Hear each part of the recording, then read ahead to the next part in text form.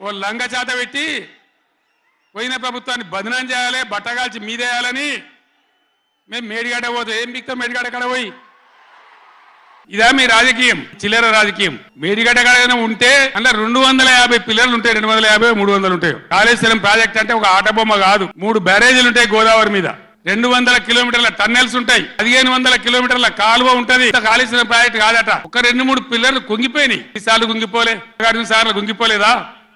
Kadem project గేట్లు కొట్టుకపోలేదా? పోతే సదరాలు దాన్ని మంచిగా చేయాలి, తొందరగా మంచిగా చేసి రైతులకు నీళ్ళు ఇవ్వాలి. కానీ మేము మేడిగడ్డకు పోతాం, బొందలగడ్డకు పోతాం, ఇదా రాజకీయమా?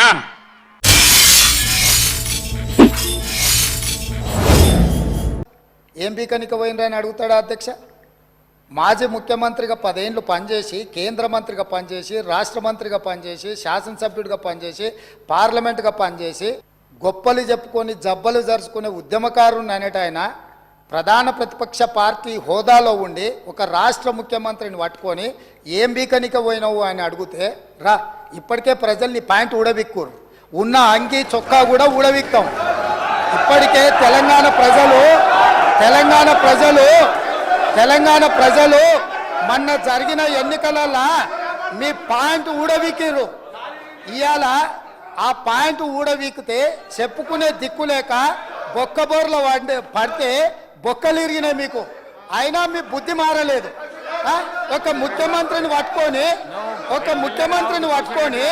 ఏం బీకనిక పోయినావని అడుగుతారా అధ్యక్ష? ఇది పద్ధత?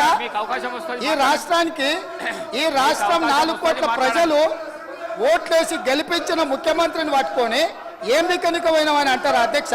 ఇదేనా తెలంగాణ సాంప్రదాయము?